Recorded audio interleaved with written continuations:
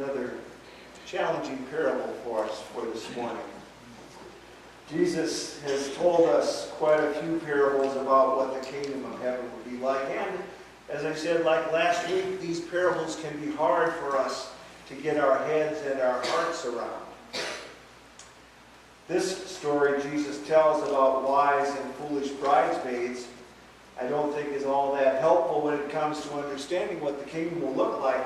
I think there are other ways to describe that kingdom that don't involve bridesmaids and reserves of oil and doors that lock half of us out just because we're just a little bit late. I'm not real comfortable with that. I much rather deal with parables that talk about the kingdom as being like a mustard seed or like a sower. Most of us are comfortable with parables like that. But this parable of the wise and the foolish bridesmaids makes people in the church look a little bit bad. After a quick read, just a cursory look, the story seems to say that a wise person is the one who only cares about herself. And is that really the image of is that really the kind of image that we want to give to the world? A world that's maybe looking to us for a clue as to what makes Christians tick? Because as it stands, they get the idea and they say, well, you know those Presbyterians, they're the ones who hoard their oil. They're the ones who are always stockpiling. They believe that if God's people have needs, it's their own fault. Well, that kind of is what this message on the parable seems to be. But I'm not sure I'm real comfortable with that. If you had one of your friends who didn't have a church background read over this text and give you his opinion, he might be surprised that it even came from the Bible. But maybe our problem is that we take this story that Jesus tells out of context.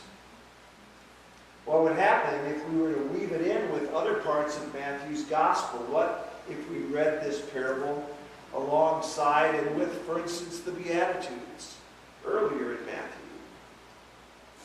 That section in Matthew 6 where Jesus says, do not store up for yourselves treasures on earth, where moth and rust consume and where thieves break in and steal, but store up for yourselves treasures in heaven. Although to get there, you'll need large oil reserves, so forget the first part of what I said and store up for yourselves oil on earth so that you'll have treasures in heaven.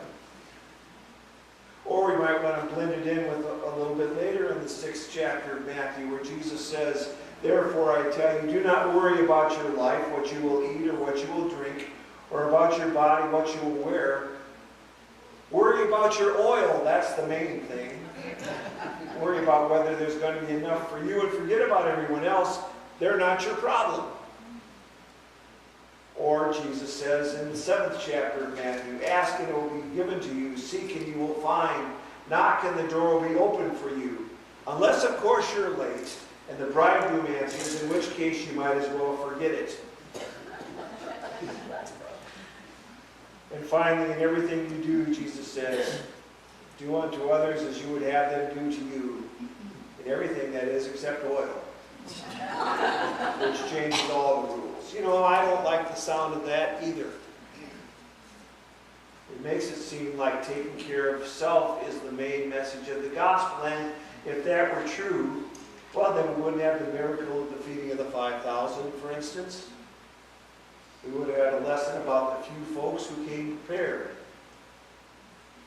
We'd have a lesson about the few people who just kept a little bit for themselves and didn't worry about those who gathered around them to hear Jesus preach that day. And I'm not sure I like the sounds of that either. I want a better faith than that. I want my God and my Jesus to be better than that. And so the truth is probably that we've gotten off track with the meaning of this parable, because the idea of taking care of self first is so ingrained into our way of thinking. It's so Boy Scout, isn't it? Be prepared. That's the Scouts' motto.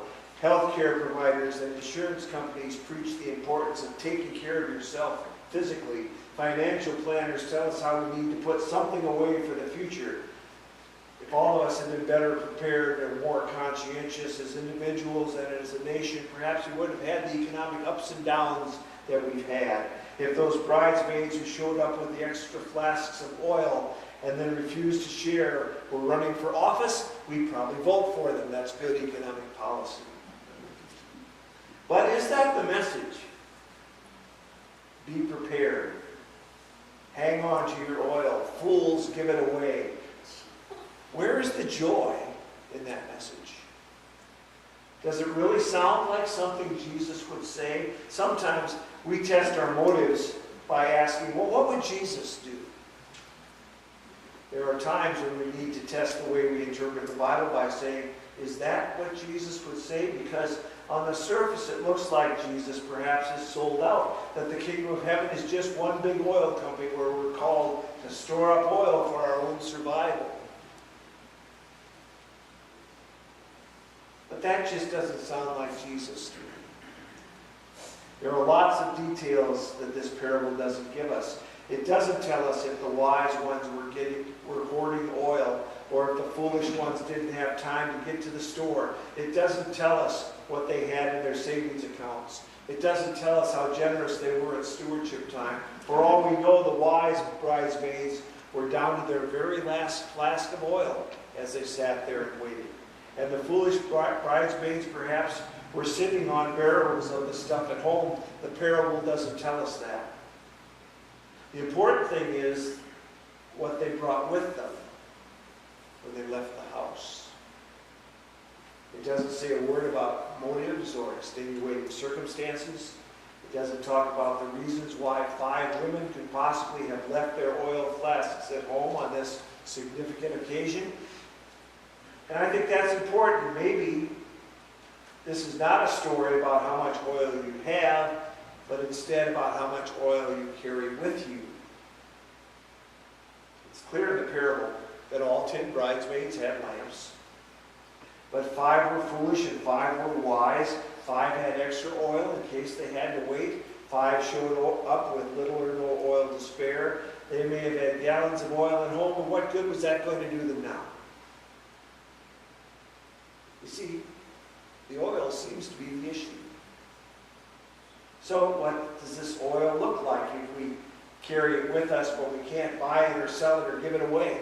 In the Sermon on the Mount, Jesus says that we are the light of the world, and we're called to hold up our lamps so the world can see Jesus in the way that we live our lives.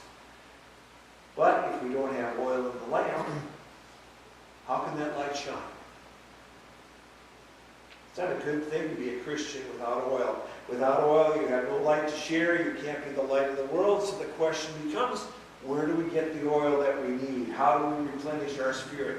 Where do we find God, who is the source of that oil? You can't be a light for others when your lamp runs dry. It's kind of like the airline speech you hear. In an emergency, put on your oxygen mask first, and then you can assist those around you.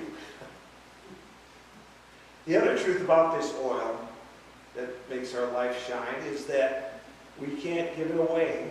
We can't borrow it from anyone else.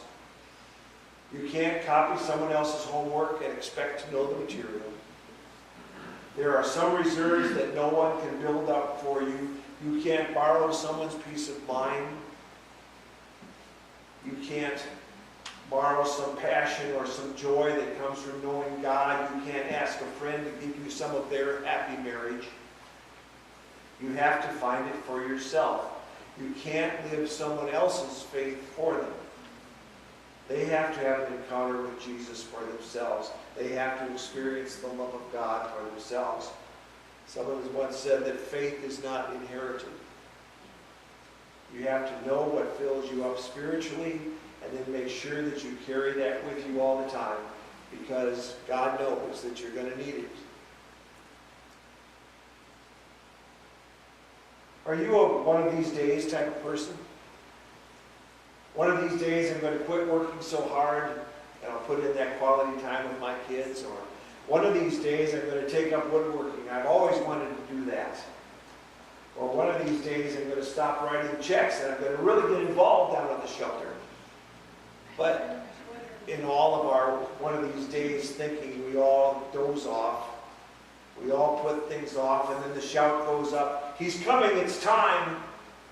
And one of these days is today. And it's over, and you never did bring your flask of oil, and there's no fuel to light your lamp. So you've been thinking about what the kingdom of heaven might look like during this season of Lent. This parable can be a tough one for us to hear. Jesus tells us that the time is coming when you have to draw on the oil that you have right here on your person, in your soul. And it isn't going to come from your pension savings, and it isn't going to come from your good intentions or your long-range plans. It's going to come from what fuels you spiritually right now. It's going to come from where you see God today. And where's that? Well, Jesus tells us later on in the chapter we read the text from. He said, when I was hungry and you fed me, I was thirsty and you gave me something to drink. I was naked and you clothed me. I was a stranger and you welcomed me. I was in prison and you visited me. I was sick and you comforted me. That's where you'll find him. That's where we get filled up. That's where we gather the fruits of the Spirit that Paul talks about: love, joy, peace, patience, kindness, generosity, faithfulness, gentleness, self-control. You know, you can't check out those sort of things at the library. And we can't borrow those from our neighbor next door. All of those things are just there for us to gather as we grow in faith together. This can be a scary parable. There's something pretty final about having the door to the party slammed in your face and the person on the other side saying that they don't even know you. But if you hear these words of Jesus with fear in your heart, I think you're missing the point. You don't fill your lamp because you're afraid that you're going to be locked out of the kingdom of heaven. You don't stockpile oil because of the joy you can receive by turning someone else away and by gloating on the inside. No, you just stop at the filling station and fill your flask and take it with you because you can't wait to meet the bridegroom. You fill your flask out of joy. That's the only price of the oil. When you think about it, the desire to meet Jesus when he comes. And he will come. Do you have the right stuff to hear that news with joy and not fear? Do you have the right stuff to understand that you will be filled by emptying yourselves as servants of the living God and followers of the living Christ? Do you have the right stuff to be joyful and not afraid? Because the ticket to the party is joy and not fear. Do you have the right stuff? It's a gift of God. Let us pray. Gracious God, open us to receive this gift of life that you give to us and all the joy that comes with us. May we find ourselves ready and waiting and being prepared for the banquet that you have prepared for us.